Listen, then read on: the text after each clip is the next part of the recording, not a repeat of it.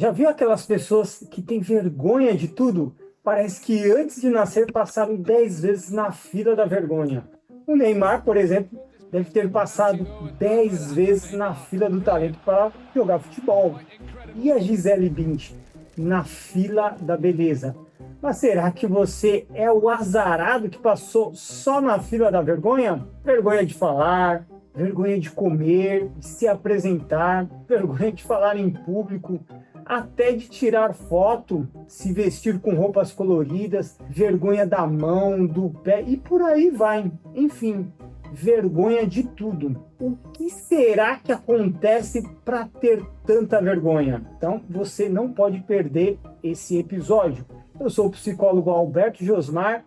Eu ajudo pessoas com fobia social a interagir e se comunicar sem ficar ansioso. Nesse vídeo você vai entender por que algumas pessoas têm vergonha de tudo e você vai identificar qual tipo de vergonha você sente.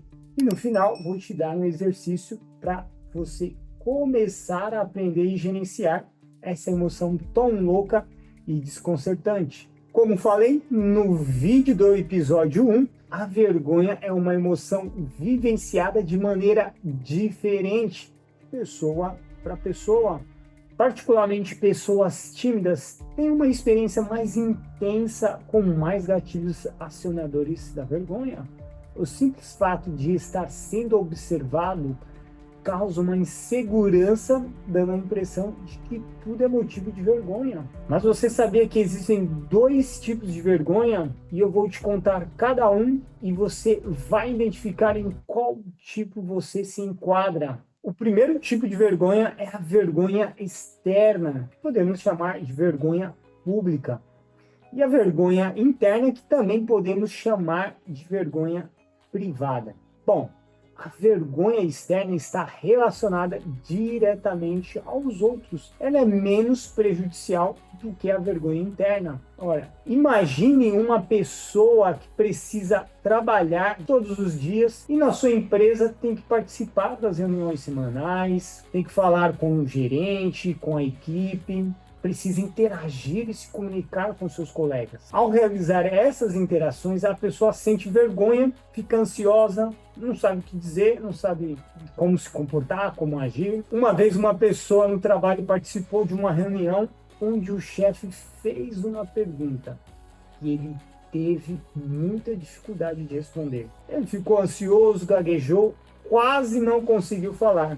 Depois dessa reunião, as pessoas fizeram algumas piadinhas sobre ele. Pronto. Esse episódio produziu na mente desse jovem vergonha, numa tal intensidade que ele desenvolveu um medo exagerado de participar de reuniões e grupos sociais, o que faz com que ele evite essas situações. Isso é muito comum de acontecer, ter uma experiência negativa e essa experiência marca a vida da pessoa. É possível desativar a vergonha externa? Sim, e a maneira mais fácil é simplesmente evitar situações semelhantes. Se eu não me exponho, não sinto vergonha. E acredito que você já fez isso algumas vezes. A curto prazo, isso parece bom, porque você não fica nervoso, não vai passar vergonha, mas não é recomendado que você falte à reunião. Evite as situações sociais, os eventos sociais, porque a médio e longo prazo a vergonha e a ansiedade tende a aumentar. Algumas pessoas têm outra maneira de lidar com essas situações de vergonha. Elas riem junto com os colegas, tornam esse momento uma memória boa. Eles entendem que falhas são humanas e sua limitação momentânea não faz dele uma pessoa menos inteligente. Agora, o segundo tipo de vergonha é a vergonha interna. A vergonha interna diz respeito a si próprio. Há uma desvalorização do eu. A pessoa se sente indigna e essa é a realidade. E por que essa vergonha é perigosa e destrutiva? Porque não se refere ao comportamento em si. Eu tenho medo de falhar, por exemplo. Tenho medo de errar. As pessoas vão reparar no meu comportamento, no meu desempenho social, nas minhas ações. Não é assim. mas ataca diretamente a essência da pessoa, que é o eu. O que está em jogo aqui é a própria identidade da pessoa. Você compreende? Quando eu estou atendendo os meus pacientes, alguns não falam, eu fiz algo ridículo, mas falam, eu sou ridículo, eu sou idiota. O argumento é o seguinte: o que deve ser reprovado não é a ação ou o comportamento, mas sim ele. Sou uma pessoa horrível, sou uma pessoa incapaz, incompetente. Quando o eu é desvalorizado, a pessoa começa a se autocondenar, a ter autocrítica excessiva, a se culpar por suas falhas. A autocondenação é tão prejudicial quanto uma bebida alcoólica. E ela não te mata agora, mas dia a dia vai te anulando como indivíduo. A autocondenação é um processo mental em que uma pessoa se critica e se julga de maneira negativa. Nesse processo, a pessoa reforça pensamentos negativos sobre si mesmo, como o que eu citei nos minutos anteriores. E o problema é que isso pode se tornar crônico ao ponto da pessoa ter pensamentos autodepreciativos e, como resultado, tem um impacto negativo na vida da pessoa e na sua autoestima. Você foi convidado para uma festa em família, só que há uma relutância da sua parte em não ir à festa, porque você acredita que não merece estar ali, vê as pessoas conversando, se divertindo, e aí você fala, eu não sou uma pessoa interessante, eu não sou uma pessoa agradável, eu não sei conversar. Começa a se cobrar e se autocondenar pelas próprias atitudes.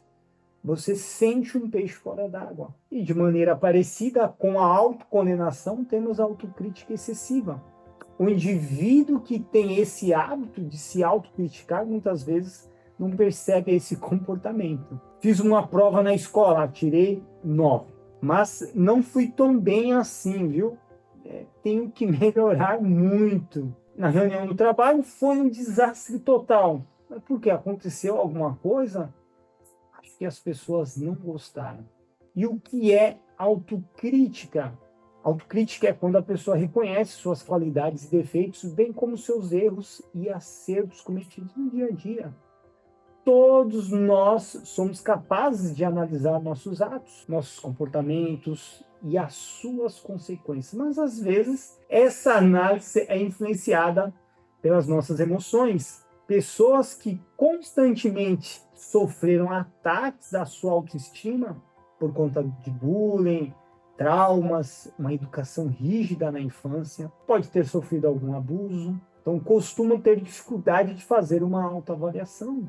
Ao invés da pessoa fazer uma autocrítica construtiva, esse indivíduo possui inclinação a enxergar os seus defeitos e ele se torna um autocrítico excessivo. Pronto, a pessoa está presa em uma armadilha porque a autocrítica excessiva a faz tornar-se carrasco de si mesma. Não precisa ninguém atrapalhar ou prejudicá-la, ela mesma já faz isso. A questão é que a pessoa se autocritica não com o objetivo de aprender ou evoluir com os seus erros, mas sim de se autopunir.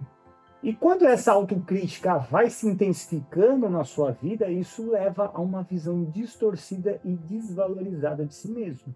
Pessoas que tendem a ser autocríticas e perfeccionistas têm maior propensão a se autocondenar. E vou citar aqui 2 fatores que podem contribuir para a manutenção da desvalorização do eu.